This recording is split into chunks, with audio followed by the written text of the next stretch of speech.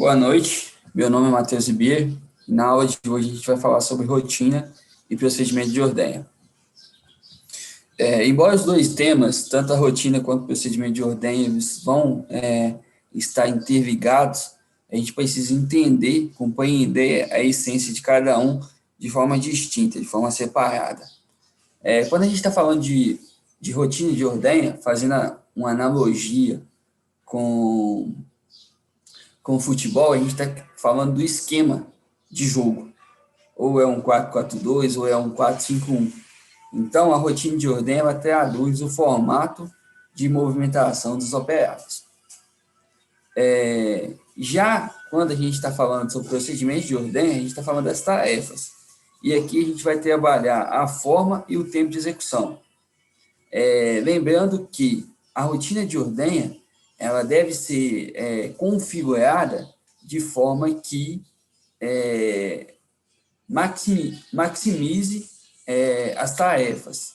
Então, de forma que os operários tenham tempo hábil para executar as tarefas. A rotina de ordenha, ela também, qual rotina de ordenha escolher, vai depender do número de conjuntos dentro do sistema de ordenha, o tamanho de equipe, número de pessoas, e também vai depender se tem extração, se não tem, então, de alguns fatores. Mas o objetivo final é único, é maximizar os procedimentos de ordenha e torná-los executados de forma rápida, mas de forma conclusiva, com qualidade. Atuar em rotina de ordenha e procedimentos primeiramente, observar o trabalho, observar como os operadores se movimentam dentro do fosso, como eles executam as tarefas. É necessário medir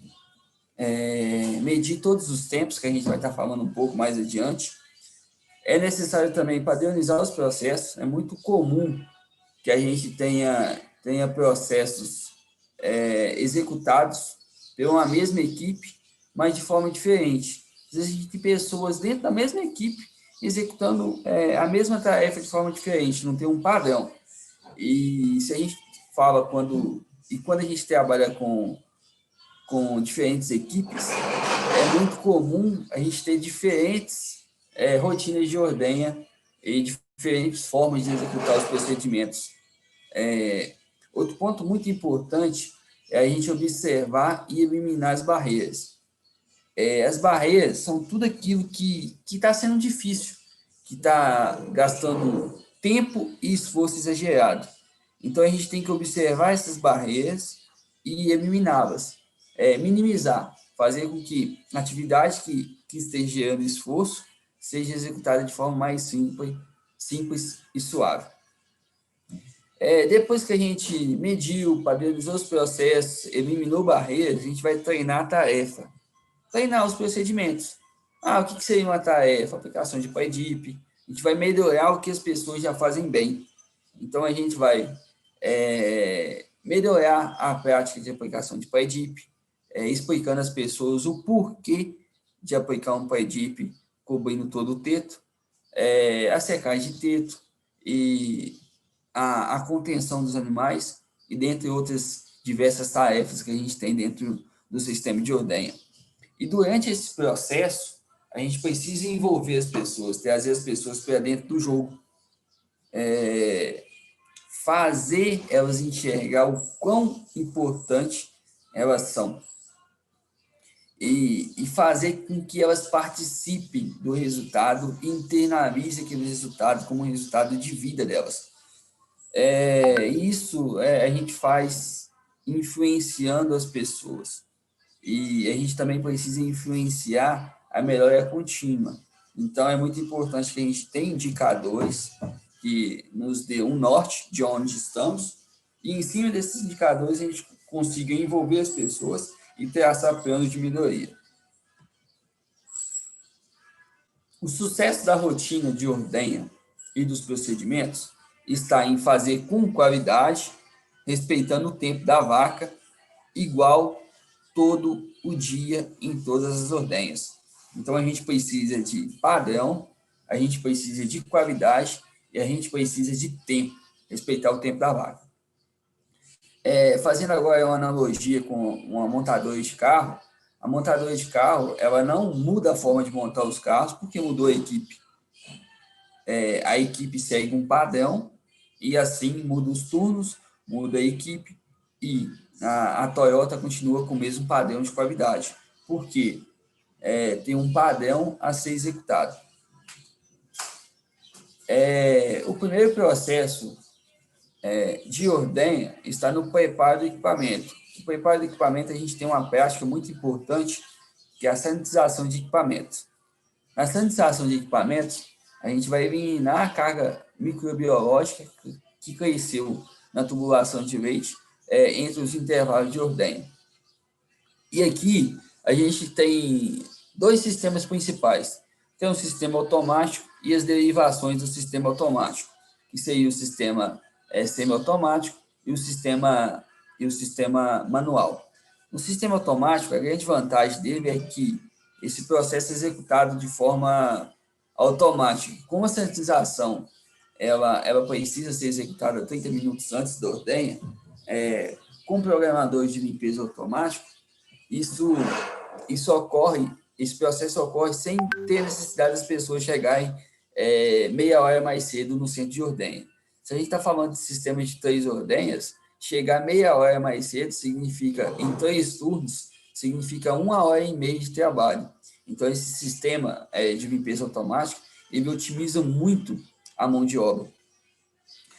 Agora, quando a gente não faz uso desse sistema automático, a gente precisa descrever muito bem os procedimentos de lavagem de máquina, porque é muito fácil ocorrer algum erro ou uma troca de detergente, um detergente alcalino no lugar de um ácido, um sanitizante no lugar de um ácido, e isso vai prejudicar muito a qualidade de leite.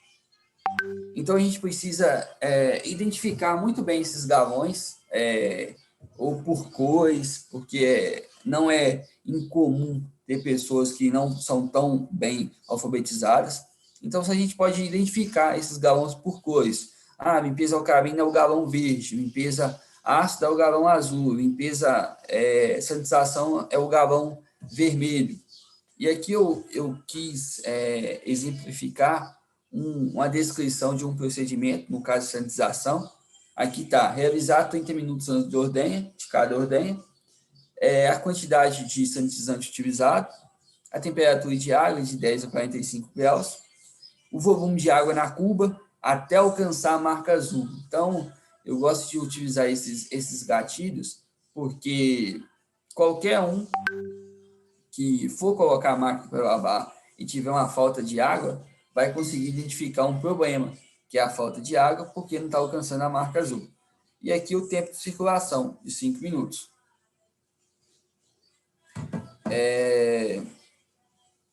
O segundo processo seria o preparo das vacas para a ordenha. Esse preparo das vacas, uma das etapas desse preparo é o resfriamento para a ordenha, muito importante, a gente vai falar um pouquinho dele. O que é resfriamento? Resfriamento é retirar calor corporal da vaca. Como que a gente retira calor corporal da vaca? Molhando e secando a vaca por um tempo determinado. Então, resfriar a vaca, a gente precisa de trabalhar em cima desse triângulo. Molhar a vaca, secar a vaca e tempo de resfriamento. O que avaliar nesse molhar a vaca? Como que eu vou concluir se a vaca foi bem molhada ou não? Primeiramente, a conclusão é visual. Toda a vaca tem que estar com aspecto molhado, todo o corpo. E depois a gente pode fazer um teste prático, que é o teste de pressionar a mão sobre a superfície corporal da vaca. E se tiver uma líquida de água subindo entre os dedos ou na extremidade da palma, é sinal que aquela vaca foi encharcada. Que aquelas gotículas de água ultrapassaram o pelo e chegou até o couro. E essa água precisa chegar até o couro para retirar calor. Então, é a mesma sensação de a gente pressionar uma esponja. Então, eu preciso de um tempo de aspersão. O tempo de aspersão ele vai variar de 30 segundos a 1 minuto. Volume de água adequado. Volume de água adequado para quê? Para molhar essa vaca no menor tempo possível. E posicionamento das pessoas. A gente não quer as pessoas, ou a gente não quer as pessoas posicionadas de forma que deixe pontos cegos, pontos sem água. Esses animais vão esconder, os animais vão esconder nesse ponto que não tem água e a eficiência de resfriamento desses animais que estão naquele local vai ser menor.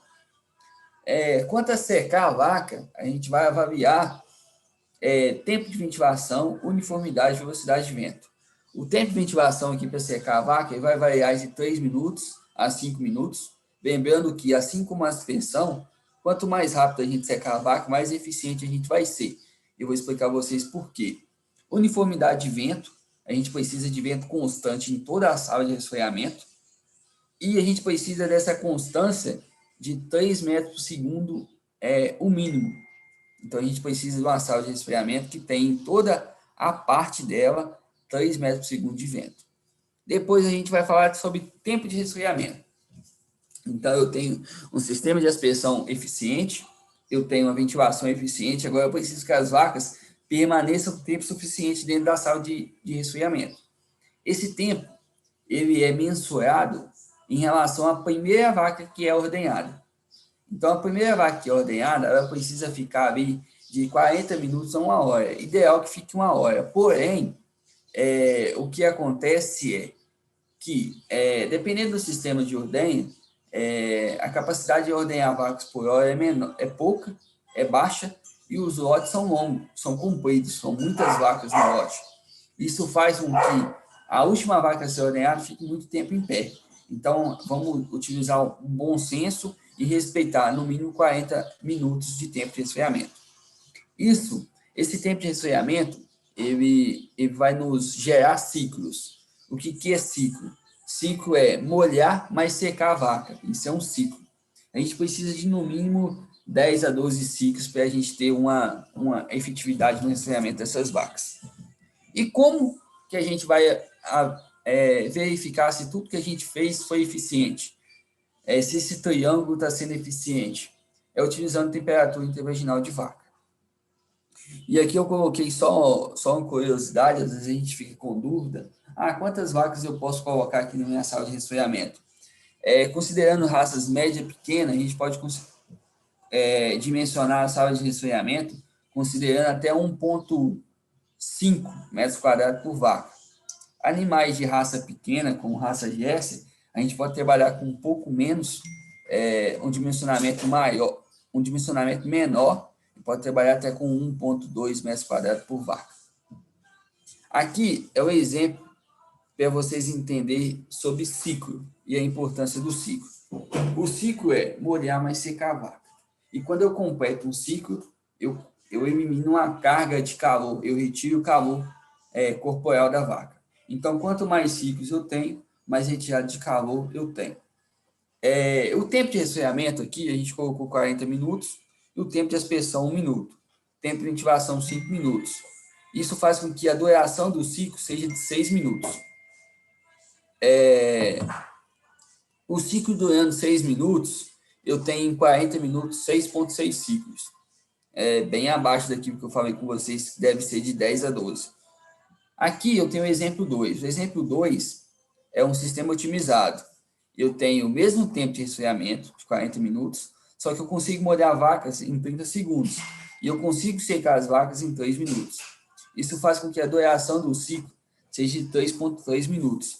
Totalizando nesse tempo de 40 minutos, 11,4 ciclos. Então, aqui, eu fui muito mais eficiente em resfriar as vacas do que no exemplo 1. Por quê? Eu molhei as vacas mais rápido e sequei vaca mais rápido.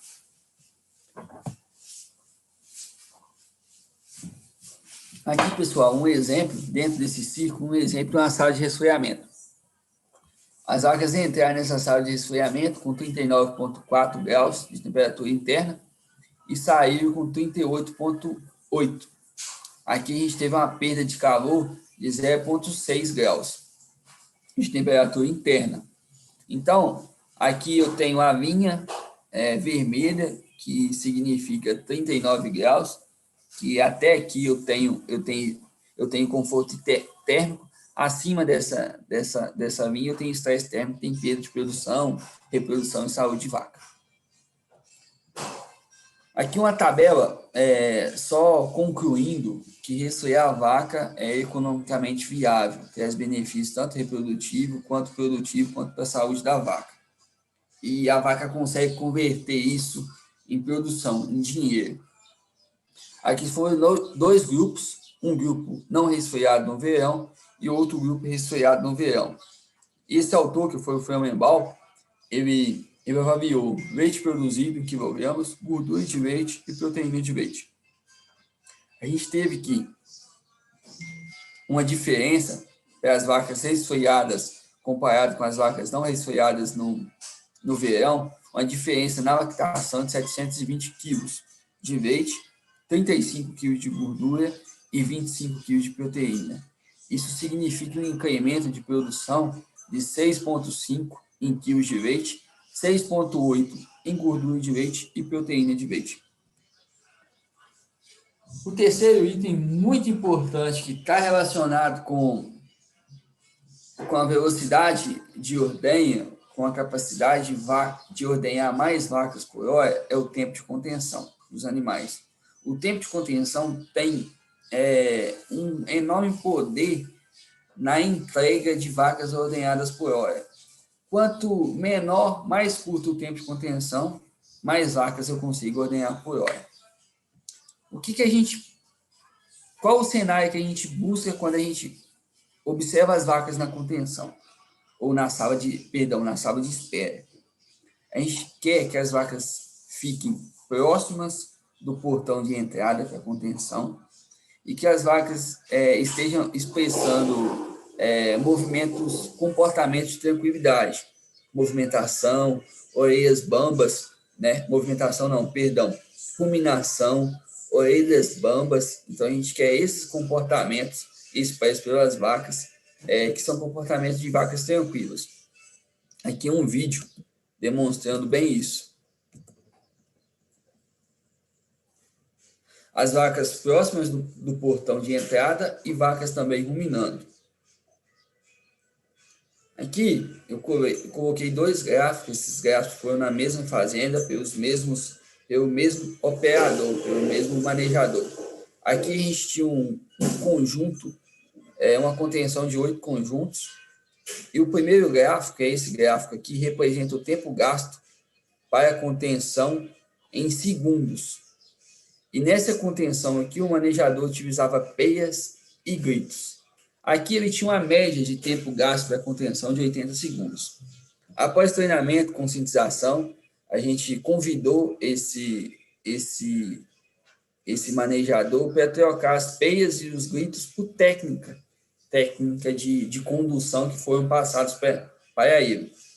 E o resultado foi que a gente teve um tempo médio gasto para contenção de 60 segundos.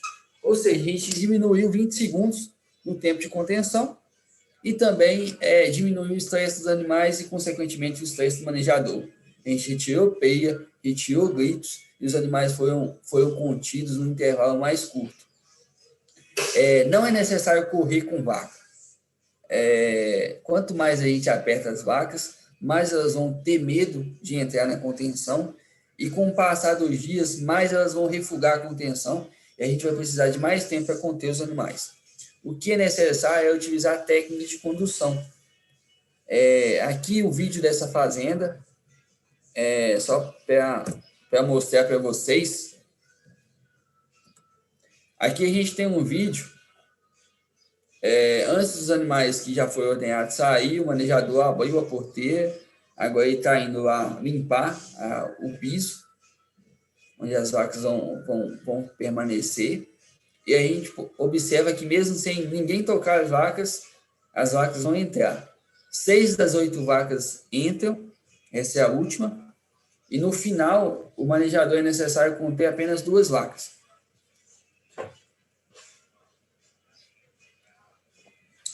Isso otimiza muito tempo.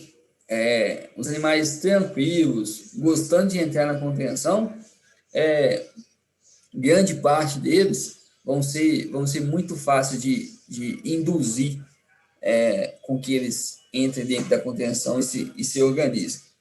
Aqui o manejador saindo e contendo as últimas 2 vacas, que faltam para completar a fila de 8. Aqui é um outro dado de uma outra fazenda, onde o tempo de contenção estava impactando muito no número de vacas ordenhadas por hora. Aqui não se utilizava peia, não se utilizava gritos, mas o manejador, o tocador de vaca, ele ainda não tinha técnicas de condução, de como conduzir os animais de forma eficiente, de forma tranquila. Então, antes do treinamento, essa ordenha estava ordenhando 70 vacas por hora, é uma ordenha de 16 conjuntos, e o tempo médio para contenção era de 4,5 conjuntos. Isso fazia com que os operários ficavam muito tempo em ócio e também o equipamento de ordenha. Os conjuntos ficavam muito tempo parados esperando vaca. Após treinamento, a gente conseguiu reduzir esse tempo médio para contenção para 1,5 minutos. Isso fez com que o centro de ordenha passasse a ordenhar de 70 vacas por hora para 110 vacas por hora, 40 vacas a mais. Isso após treinamento. E aí eu vou mostrar para vocês o vídeo desse manejador após o treinamento contendo os animais.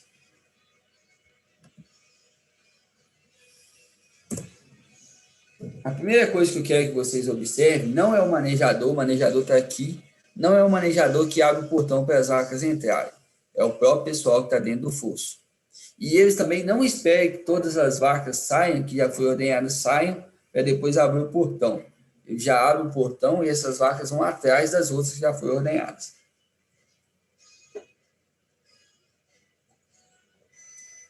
E aqui o manejador, de forma bem sutil, vai organizando e prestando muita atenção na fila, para a fila não parar e para esse animal aqui que está na frente também não parar. Esse animal ele vai ser o guia e vai puxar os outros animais a entrarem dentro vai convidar os outros animais a entrarem dentro do bait de contenção.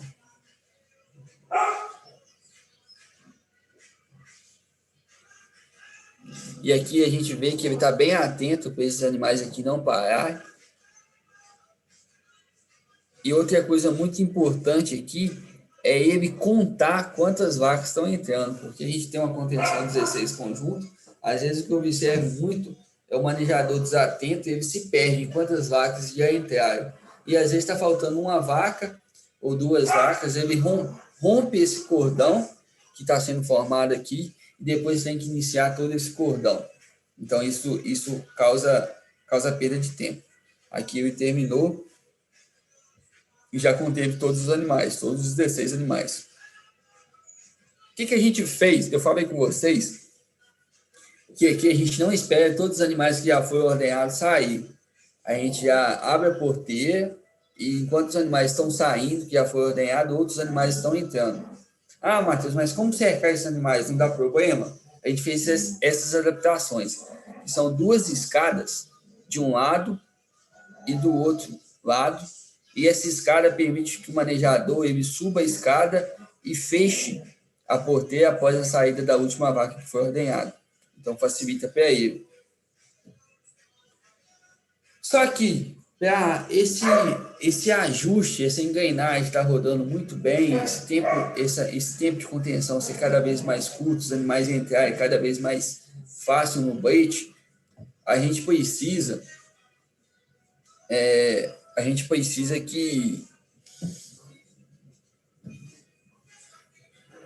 que para animais reativos seja executado o trabalho de doma. Animais reativos são animais que têm medo das pessoas, a gente precisa domar esses animais, praticar esse manejo de doma. E para animais que não são reativos, são muito mansos, aqui é só exemplificando o trabalho de doma, né, que aqui a gente busca estabelecer confiança manejador e animal. E aqui no trabalho de adaptação, independente da zona de fuga, independente do medo que os animais têm de pessoas, a gente precisa adaptar esses animais na instalação, porque eles sempre vão ter medo da instalação. Então, aqui na adaptação, no processo de adaptação, tem um roteiro para ser seguido, mas basicamente é passar os animais pela contenção e fazer com que esses animais ganhem confiança nas instalações. Aqui é um vídeo das novidas pré-parto passando na contenção.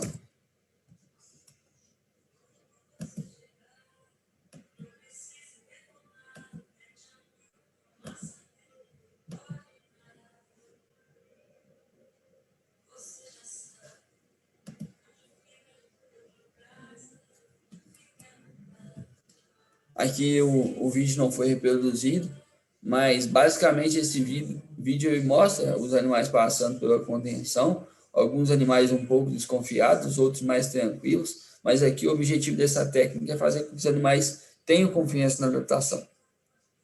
O que acontece muito, a gente observa muito, isso tem diminuído, mas é comum ainda a gente encontrar uma novilha que pós-parto seja a primeira contato que ela tem com instalação de ordenha.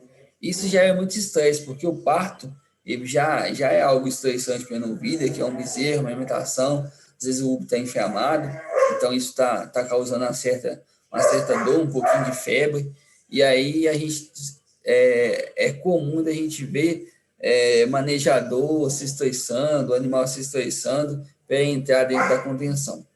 E aqui, o que a gente quer é fazer com que esses animais parem, vão pós-parto, já estejam ambientados com a contenção e seja só alegria. Aqui eu separei alguns dados. Oliveira, 2010, ele fez um trabalho muito, muito bacana. E um dos dados que ele avaliou, ele classificou 3 manejadores de acordo com o perfil comportamental de cada um, entre calmo, sanguíneo e introvertido. E aí, durante a ordenha, Oliveira, ele quantificou as interações que os manejadores tinham com os animais. E essas interações foram conversar, tatear, nomear, bater, gritar e empurrar. E aqui o que a gente observa que bater, gritar e empurrar são interações negativas. E a gente observa que o manejador de comportamento sanguíneo, ele executou mais essas interações, ele bateu mais, ele gritou mais, ele empurrou mais os animais, quando comparado com o calmo e o sanguíneo. E como que foi a resposta dos animais perante esses manejadores? Oliveira também buscou responder isso. A primeira resposta que ele trouxe para a gente foi a distância de fuga. E nesse trabalho, ele avaliou a distância de fuga dos animais perante os 3 manejadores. E ele concluiu que os animais ficavam mais distantes do ordenador sanguíneo. Ou seja, o ordenador que tinha comportamentos negativos perante os animais gerava medo dos animais e os animais se afastavam deles. Depois, Olivier também buscou responder para a gente como que é o comportamento dos animais perante o comportamento dos manejadores. E aqui a gente tem ruminação, movimentação, micção, defecação, reatividade e vocalização. Eu queria que vocês prestassem muita atenção na ruminação. A ruminação é um principal comportamento que o bovino expressa quando está tranquilo. E aqui a gente observa que quando as vacas foram ordenhadas pelo manejador sanguíneo, a gente teve que esses animais ruminaram menos. Só que esses animais defecaram mais e foram mais reativos. Reatividade é coice, sobrepasso, quando comparado com o ordenhador calmo e o ordenhador introvertido. Então, o manejador que foi mais reativo, os animais também foram mais reativos com eles, por medo. E aqui ele também buscou estudar e responder se esses comportamentos do manejador impactavam na produção e no tempo ordenhando. E ele encontrou que a produção de leite ela foi menor quando as vacas foram ordenhadas pelo ordenhador sanguíneo, 9,22 contra 9,78 e 9,70. Ou seja, as vacas produziam 0,5 quilogramas a menos. E o tempo ordenhando, ele também foi maior. As vacas produziam menos leite com o tempo de ordenha maior. Por que o tempo de ordenha foi maior? Porque quando os animais estão estressados, a gente vai ter menos receptores vivos para o hormônio ocitocina. Vai ter receptores conectados com a adrenalina. Isso faz com que a injeção de leite seja menor, o fluxo de leite seja menor, alongando o tempo de ordenha. Aqui um outro trabalho muito importante também, para a gente concluir esse tema e falar especificamente aqui sobre adaptação de animais, adaptação principalmente no vidas. O Oceanato, em 2005, ele concluiu que as vacas primíparas elas são mais reativas em saldo de ordenha quando comparado com as múltiplas. E aqui ele também avaliou os dois grupos, primíparas e múltiplas, e avaliou os sinais comportamentais, que foram coice, sobrepasso, derrubada de teteira, micção, defecação e vocalização. O que ele encontrou foi que os animais de primeiro parto apresentaram mais coice, sobrepasso e derrubada de teteira, e também micção, quando comparado com as vacas múltiplas. E ele também quis concluir esse trabalho dizendo assim, respondendo para a gente, até quando existe essa diferença de comportamento entre a primípara e a múltipla? E aqui ele encontrou que até a quarta semana as primíparas foram mais reativas. Ou seja, a gente precisa fazer esse trabalho de adaptação antes do parto. Por quê? Se os animais estão sendo mais reativos, a gente linkar com o trabalho de Oliveira, esses animais vão ter um tempo maior de ordenha e vão produzir menos leite. Então, aqui, essas primíparas que estão sendo mais reativas até a quarta semana, que é basicamente um mês, elas estão perdendo produção. Aqui a primípara está deixando de produzir o que realmente ela ia produzir.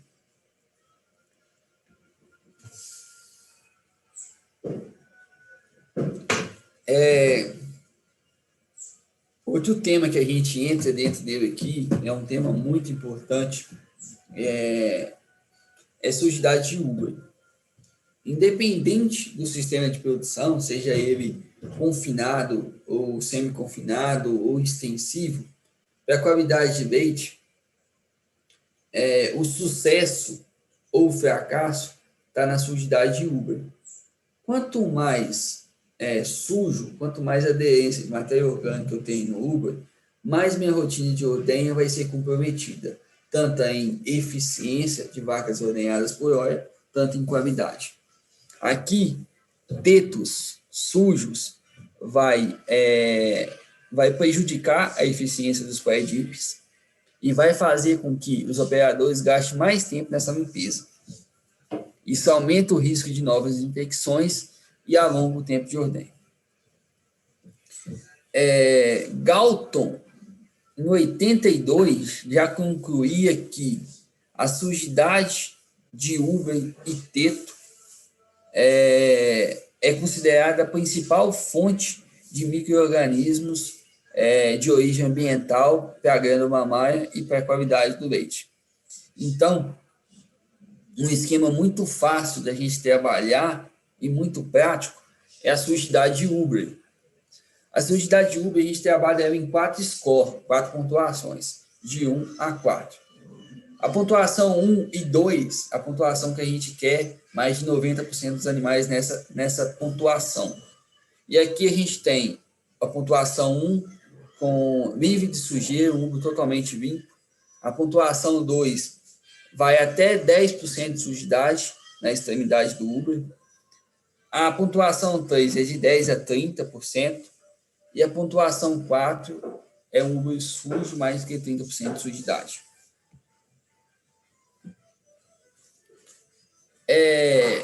Um outro item que a gente trabalha dentro dos procedimentos de ordenha é o preparo de Uber. O preparo de Uber é composto pela aplicação de pré-dip, retirada de primeiros jatos. Algumas fazendas vão optar por um segundo pré-dip e a secagem de teto. Vamos falar cada um desses aqui de forma separada. A aplicação de pré-dip mais a secagem de teto, ela é de suma importância na ela é de suma importância na redução da carga bacteriana na pele do teto. Aqui um trabalho da professora Pamela, onde ela avaliou o efeito do preparo de uva na contagem bacteriana. Aqui eu tenho a contagem bacteriana em UFC, unidade formadora de colônia por ml, e aqui eu tenho os métodos de secagem e desinfecção de tetos. Aqui, a coluna azul representa um teto não preparado. Não houve nem aplicação de pré-dip e nem colocação de conjunto. A gente nota que aqui a gente tem uma carga microbiana de 11 mil unidades formadoras de colônia. Na segunda coluna, que é a coluna vermelha, utilizou apenas uma toalha seca para remoção de sujidades. A gente viu que essa prática conseguiu reduzir de 11 para 8 mil unidades formadoras de colônia. A terceira coluna representa a prática do uso da toalha molhada. Toalha umedecida com água, sem qualquer tipo de produto de pré-dip. E o que a gente observou, que essa prática conseguiu reduzir de 11 para 6 mil unidades formadoras de colônia. Já a quarta coluna, a coluna roxa, aqui a gente teve a aplicação de pré-dip, à base de iodo, mais secagem de teto. Essa prática, ela conseguiu reduzir de 11 para 3 mil unidades formadoras por ml. A quinta prática foi pré-dip, à base de hiperclorito, mais secagem. E essa prática obteve uma redução de 11 para 2 mil unidades formadoras de colônia. E a última prática foi a limpeza de tetos com toalha seca, mais aplicação de pré-dip à base de iodo, mais secagem. E essa prática reduziu a contagem bacteriana de 11 para 2 mil unidades formadoras de colônia. Então, nota-se que a gente conclui com esse trabalho que a desinfecção de teto precisa de um pré-dip mais uma limpeza, mais uma secagem. A aplicação de pré-dip tem alguns pontos que devem ser avaliados. O primeiro ponto é o tempo de ação, o tempo que o produto permanece no teto. Esse tempo deve ser de no mínimo 30 segundos. O segundo ponto é a área coberta no teto. A gente precisa de uma área coberta de no mínimo 75%. Por quê? A área de cobertura é um ponto muito importante na eficiência da prática de pré-dip. Os pré-dips vão agir por contato. Então, eu preciso ter contato com as bactérias, né, com os micro-organismos colonizadores de pele de teto, e aí eu vou ter um processo de asepsia. E sempre que possível optar por produtos certificados, né? A gente tem produtos certificados aí no Brasil pelo Conselho Nacional de Mastite.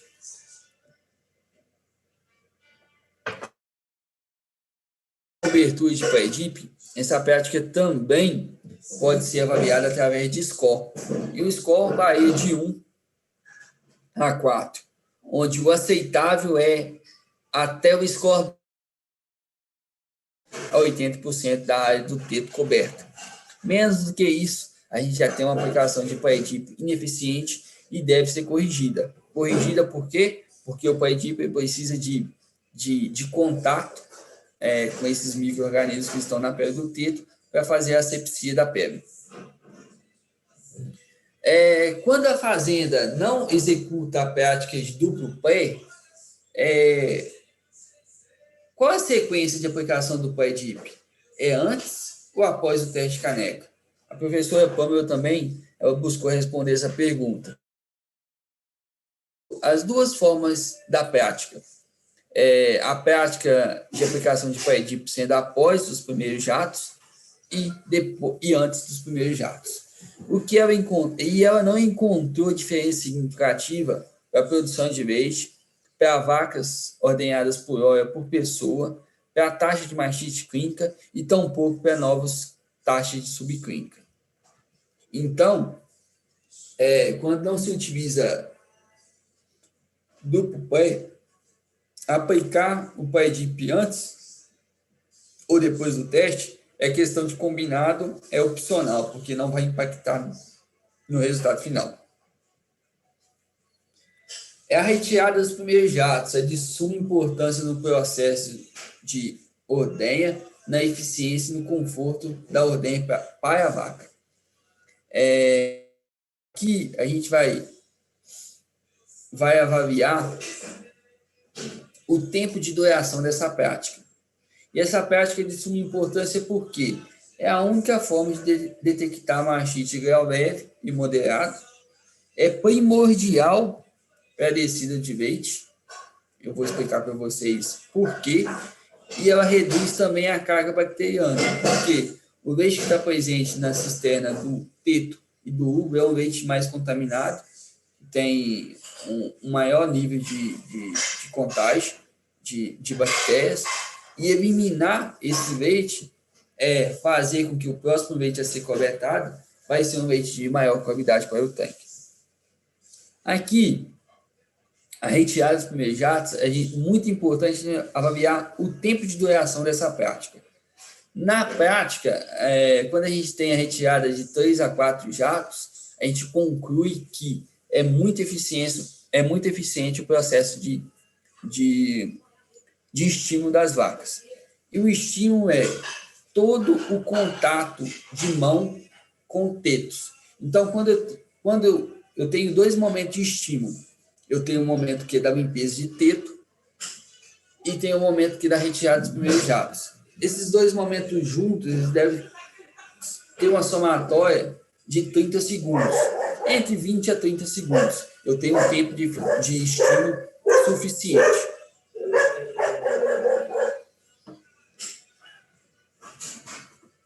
Por que eu preciso estimular as vacas? Porque 80% do leite produzido é armazenado nos alvéolos e 20% é armazenado na cisterna.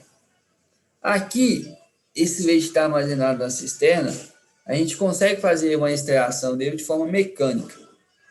Já esse leite que está armazenado nos alvéolos, a gente precisa da ação de hormônio, que é a ocitocina, para fazer a contração alveolar e fazer com que o leite que está presente nos alvéolos desça através dos ductos, chegando até a cisterna. E aqui a gente tem a representação de uma vaca, uma mão estimulando os tetos. Essa informação, através de nervos sensitivos, vai chegar até o cérebro e vai ser transformada em hormônio.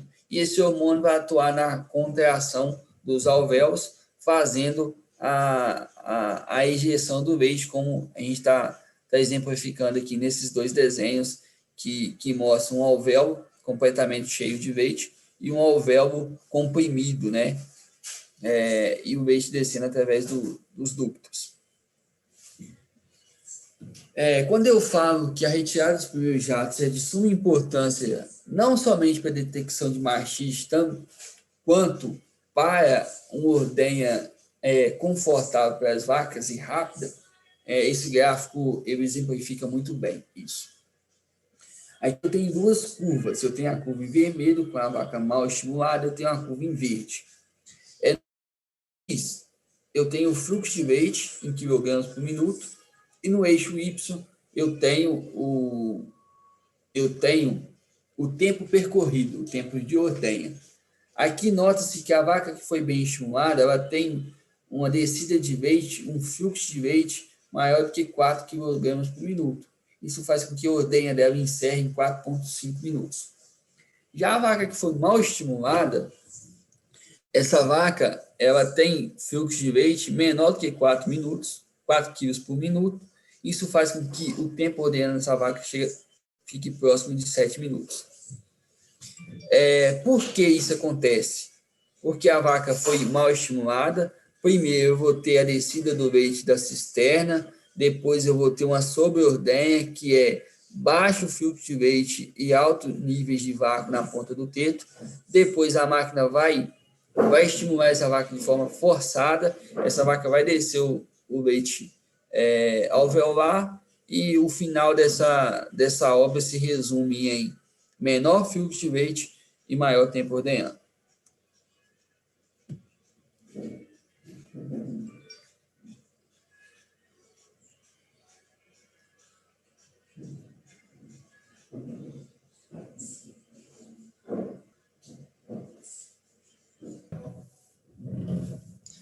Agora, pessoal, falando de mais um tema bem importante, é a limpeza ou secagem de tetos.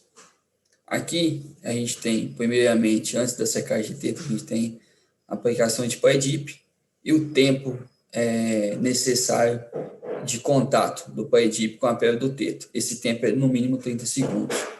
Após esse tempo, aí sim, a gente vai executar a limpeza ou secagem de tetos, e a gente vai preocupar que a limpeza seja executada na parede do teto, como também na ponta do teto. E aqui a gente tem uma forma de avaliar se ficou bom ou não a limpeza, principalmente de ponta de teto, e apresentar para os ordenadores. Aqui a gente utiliza um papel filtro, corta ele em retângulos pequenos e faz o swab. E nesse swab, o que a gente vai avaliar é a sujidade, a presença de matéria orgânica ou não, e a quantidade de matéria orgânica presente. Aqui, a secagem dos tetos, principalmente secagem de ponta de teto, onde a gente faz o swab da ponta do teto, a gente divide isso em 4 scores, 4 pontuação. A pontuação de 1 a 2 é a desejável, e a pontuação 3 e 4 são pontuações indesejáveis. A pontuação 1, ela não tem sujidade nenhuma, não tem acúmulo nenhum de matéria orgânica, toda a matéria orgânica na ponta do teto foi removida. A pontuação 2, a gente tem uma presença leve de DIP, mas sem sujeira, sem esterco, sem matéria orgânica. A pontuação 3, a gente, que já é indesejável, a gente tem pouca quantidade de sujeira, de esterco. Por que essas pontuações são indesejáveis? Porque se eu tenho presença de matéria orgânica, eu tenho alta carga bacteriana presente também. E aqui, a última pontuação, que é a pontuação 4, que a gente vai chamar de deficiente, eu tenho grande quantidade de sujeira, grande quantidade de esterco presente. A secagem dos tetos, ela pode ser realizada com a toalha de pano ou a toalha de papel. A toalha de pano, ela acaba sendo mais fácil, mais prático e mais eficiente na remoção de sujidade. Porém, alguns cuidados devem ser tomados com ela, porque essa toalha não vai ser descartada. Essa toalha vai ser lavada, centrifugada e vai voltar para ser utilizada. Já a toalha de pano, alguns ordenadores têm um pouco mais de dificuldade de utilizar ela. Ela acaba atrasando um pouco mesmo, gasta um pouco mais de tempo quando se utiliza ela de forma eficiente. E quando utiliza ela com a mesma velocidade da toalha de pano, que a gente tem esse resultado aqui, né? Que no swab de ponta de teto a gente vê que com a toalha de papel a gente teve mais presença de sujidade, mais presença de matéria orgânica na ponta de teto, prejudicando a saúde das vacas, consequentemente. A toalha de pano, alguns cuidados devem ser tomados com ela. Primeiramente, a gente precisa realizar um enxágue eficiente. Esse enxágue precisa ter sabão e água quente. E qual é o objetivo desse enxágue? É remover o máximo possível de matéria orgânica para facilitar a desinfecção e a lavagem que vai ser executada pela máquina de lavar. A máquina de lavar, a gente pode utilizar 2 tipos de máquina. A máquina semi-industrial, ou até mesmo a industrial, mas o valor de aquisição fica um pouco fora de mão, isso vai ser só para grandes fazendas, ou a máquina convencional, essa máquina mesmo de caseira, né, que a gente utiliza para lavar roupa em casa. Todas as 2 máquinas precisam, independente da máquina ser utilizada, utilizar o pano-enxágue é muito eficiente na desinfecção e na esterilização desse material, desse pano. Aqui, A diferença maior, ou as diferenças entre a máquina semi-industrial para a máquina convencional, é que o valor de aquisição da máquina semi-industrial ele é maior, e comparado com a máquina convencional, a máquina semi-industrial é uma máquina de menor manutenção e ela consegue entregar um maior número de toalhas lavadas por hora. Já a máquina convencional, considerando uma máquina de 15 quilos, ela consegue lavar até 120 toalhas por ciclo, e a gente sempre deve optar por ciclos longos. Isso faz com que 120 toalhas demore por volta de 3 a 4 horas para ser de 4 horas até 5 horas para completar esse ciclo para ser lavadas. Duas atenção, dois pontos que eu chamo a atenção é para a qualidade de água. A gente deve muito priorizar a qualidade de água e que essa água passe por processo de esterilização, né, seja química ou ultravioleta.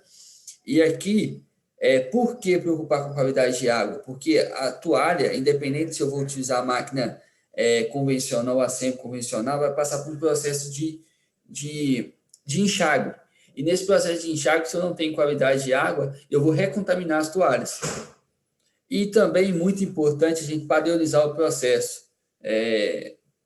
Ter galões identificados, dosagem de produto do sabão desinfectante, do sabão alcalino clorado, ele precisa ser identificado, a quantidade de utilizar, o ciclo da máquina, qual que é o ciclo da máquina que deve escolher, porque é um processo diário, e esse processo diário precisa ser bem feito todos os dias, porque senão a gente vai ter problemas.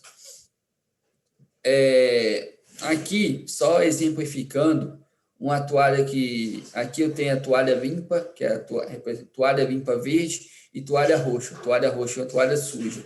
E aqui a toalha limpa. Aqui foi uma amostra microbiana dessa toalha, e a gente vê que não tem presença de patógenos contagiosos, como a Galactiaureus, mas a gente tem presença de coliformes, Klebsiella, Pseudomonas, clorulase negativo e Streptococcus não agalacti na toalha, mesmo após a lavagem dessa toalha. Aqui tinha dois problemas. O enxágue não estava sendo bem feito e a água também era de péssima qualidade. Então, no enxágue, as toalhas voltavam a se contaminar. Após a gente organizar esse processo, padronizar esse processo de enxágue e também o processo de lavagem das toalhas e também modificar essa qualidade de água, tratar essa água, a gente encontrou esse resultado de cultura bacteriológica da toalha. Então, sim, é possível, nem sempre a gente vai ter essa carga microbiana zerada, mas é possível trabalhar com panos com carga microbiana muito baixa e sem prejudicar a qualidade do leite e a saúde da glândula mamária. Outro ponto muito importante dentro dos procedimentos de ordenha é o tempo de acompanhamento. Esse tempo de acompanhamento ele deve ser de 1 minuto e meio até 2 minutos e meio.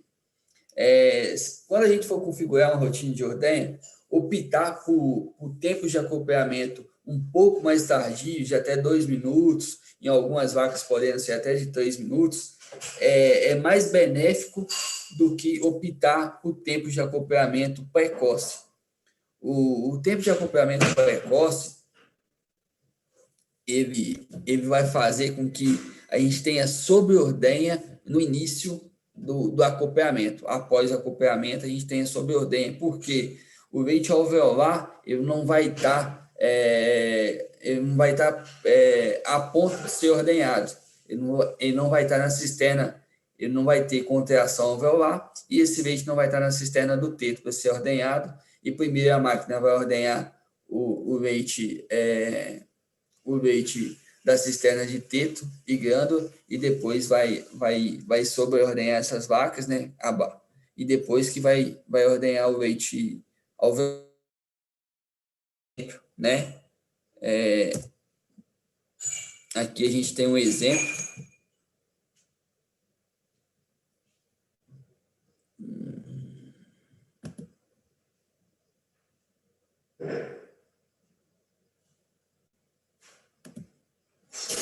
Aqui a gente tem um exemplo do conjunto conectado. E a gente vê que o fluxo de leite está bem baixo. E ao longo do tempo, esse fluxo de leite vai aumentando. Isso significa que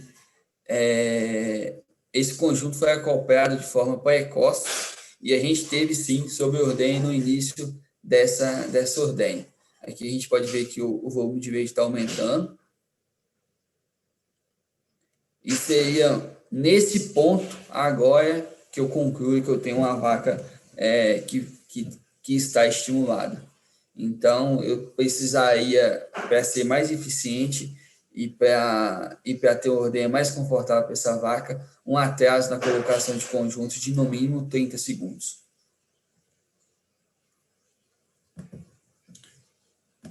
Só explicando para vocês aqui o porquê de respeitar esse tempo de acompanhamento. Aqui eu tenho um estímulo. O estímulo inicia no início do teste.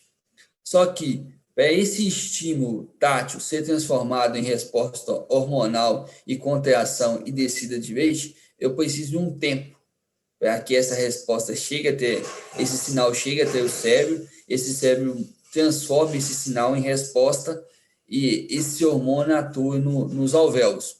Então, eu preciso de um tempo. Esse tempo vai ser de 1,5 minutos até 2,5 minutos. Outro ponto muito importante se observar também no acompanhamento de conjunto é o posicionamento da mangueira de leite.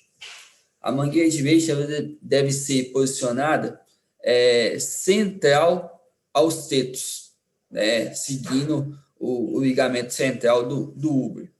Aqui, com esse posicionamento, eu concluo que eu não vou ter torção de teto, e se eu não tenho torção de teto ou conjunto mal posicionado, eu diminuo a chance de ter algum deslizamento e ter algum refluxo, né? O refluxo pode levar a nova contaminação também.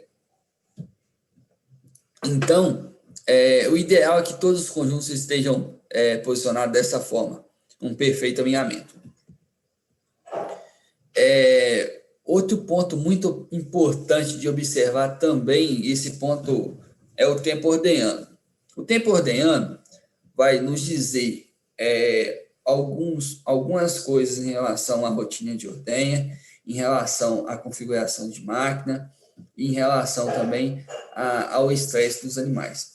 Animais mais calmos vão descer leite de forma mais rápida, configurações otimizadas vão garantir que o tempo de ordenha seja mais curto e todo o leite seja ordenhado. Aqui eu tenho dois sistemas. A raça ordenhada, que é a raça de Orlando, e aqui eu tinha um sistema que estava sem extração. Quando esse centro de ordenha estava sem extração, a gente tinha um tempo médio ordenhando as vacas de 7 minutos. Aqui cada ponto azul desse aqui é uma vaca, né? Aqui a gente tem a linha verde, tercejada em verde, representando 2 minutos, e a vermelha de 6 minutos. Então, se eu falar assim, 2 ordenhas, até 6 minutos ordenhando vacas girolando, é um tempo bom. Quanto menor esse tempo, melhor E a gente nota que mais de 90% das vacas estão sendo ordenhadas acima desse tempo, acima desse limite de 6 minutos. Após a extração, a gente observou que o tempo médio gasto para ordenhar as vacas, ele saiu de 7 minutos e foi para 5 minutos.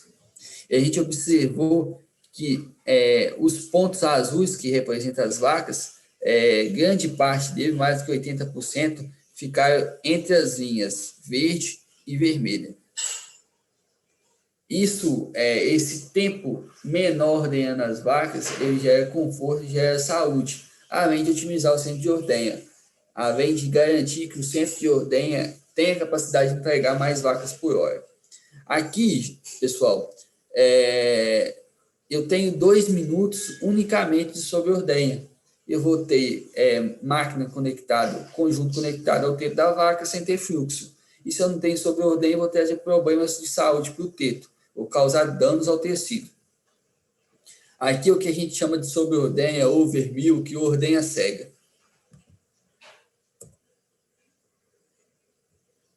a gente vê o coletor sem fluxo nenhum de leite e o conjunto ainda conectado. Aqui é um sistema de ordenha com extração, porém a extração não estava configurada de forma coerente ao padrão das vacas.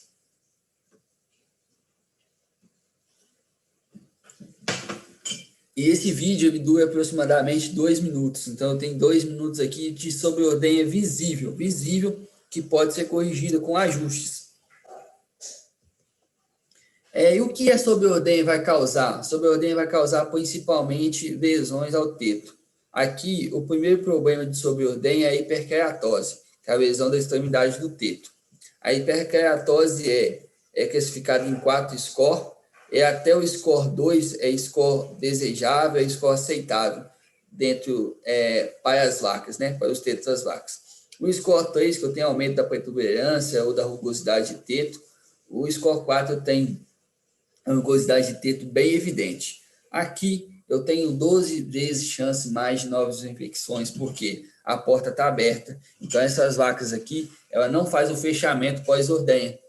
E aí essa vaca em contato com umidade ou em contato com ambiente propício vai ter novas infecções. Aqui é um resultado de primíparas, onde eu tenho que 51% das primíparas estavam com tetos com score 1, 12% com score 2, totalizando 63%, um resultado ruim. A gente quer que nas primíparas esse resultado 1 mais 2 seja maior do que 90%. Então, avaliar a hiperkeratose é um termômetro para a gente observar a rotina de ordenha, configuração de equipamento.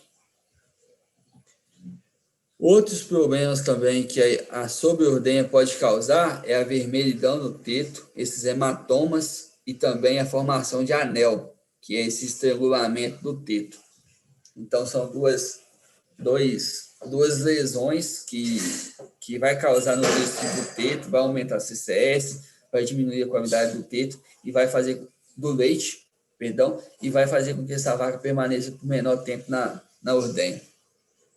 No sistema de ordenha, né? Porque essa vaca automaticamente vai ser descartada por uma CCS alta, por uma cronicidade, por altos índices de mastite, incidência de mastite. E aqui a outra prática que avaliamos também, dentro dos procedimentos de ordenha, é a aplicação de pós-DIP. E aqui um trabalho da professora Pâmela também, avaliando a porcentagem das vacas que desenvolveram novas infecções. E aqui a gente tem o grupo controle, representado pela coluna em vermelho, e o grupo que houve aplicação de PAEDIP. E aqui avaliou as novas infecções para Staphylococcus aureus, Streptococcus ubers, Streptococcus disgalacti, coagulase negativo e Corynebactéria. E a gente viu que em todas essas bactérias, independente do tipo da bactéria, a aplicação de PAEDIP foi eficiente na redução de novas infecções. Outro ponto muito importante que está ligado com CBT, com novas infecções, com a higiene do leite de forma geral, higiene de saúde do leite de forma geral, é a limpeza de piso. A gente precisa que o piso seja limpo e esteja limpo durante toda a ordenha. É normal que os animais possam defecar, mas esse piso precisa ser limpo de forma contínua. Porque se vir a caso uma vaca derrubar um conjunto, esse conjunto não vai fazer sucção de matéria orgânica para dentro do tanque. E também vai sujar menos os conjuntos. Se suja menos os conjuntos, eu tenho mais conjuntos limpos, principalmente bocal de conjunto, eu vou utilizar menos água na limpeza desses conjuntos. E se eu utilizo menos água, eu tenho menos chance de novas infecções.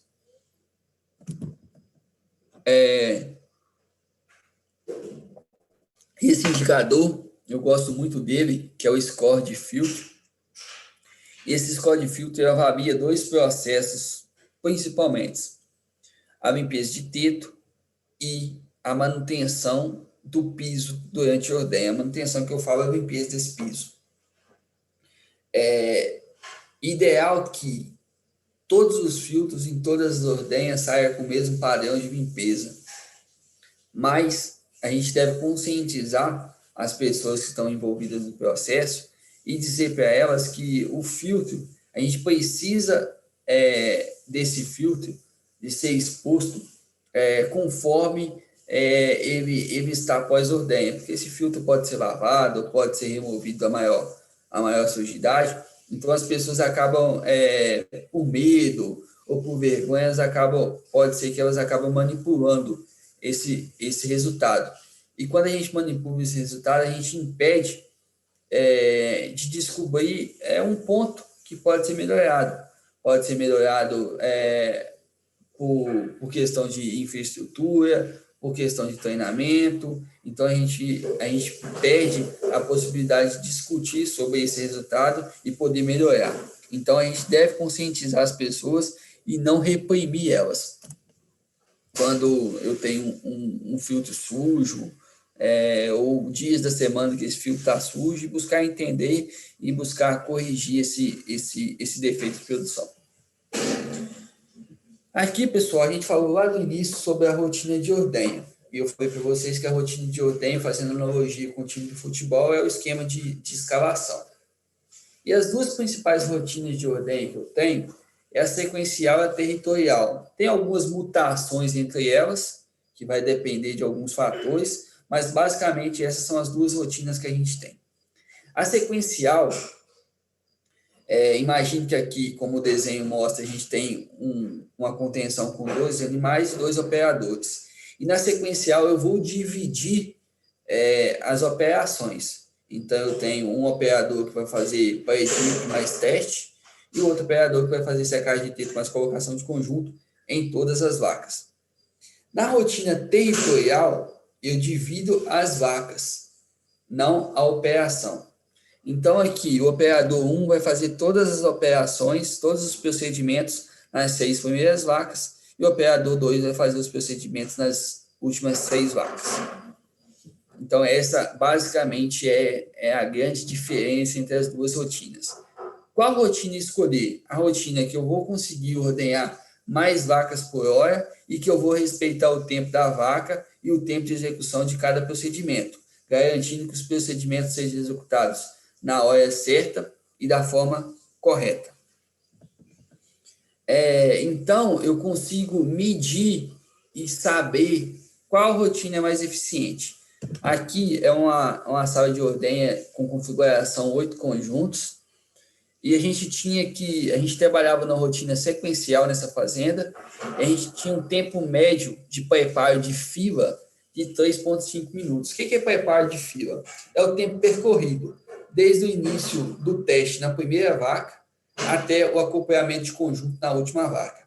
O tempo que decorreu dessas duas práticas a gente vai chamar de tempo de preparo de fila, ou da fila.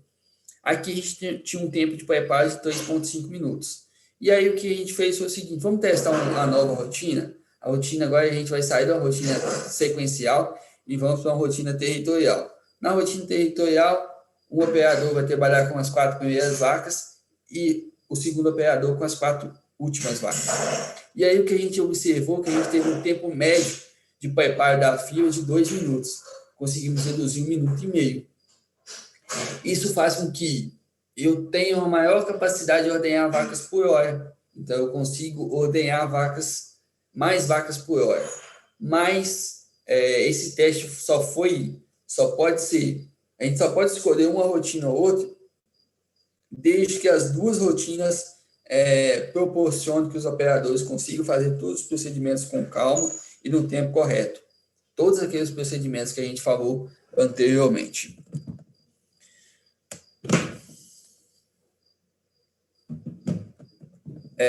Então, pessoal, a gente fica por aqui, encerra essa aula de hoje e na próxima semana a gente conclui esse tema aí. Vamos falar um pouco de desperdício, vamos falar um pouco, sintetizar um pouco sobre os indicadores também, e concluir esse tema que é bem dinâmico, mas bem legal.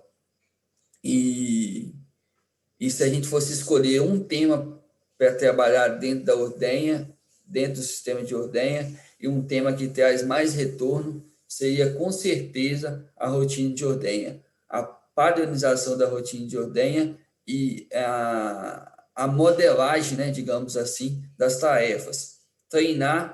É, Treinamento está muito ligado não a aprender coisas novas, mas o mais importante dos treinamentos é a gente executar aquilo que a gente já faz bem ainda melhor. Esse é o maior ganho que a gente tem com os treinamentos. Então, fica assim, uma boa semana para todos, até a próxima.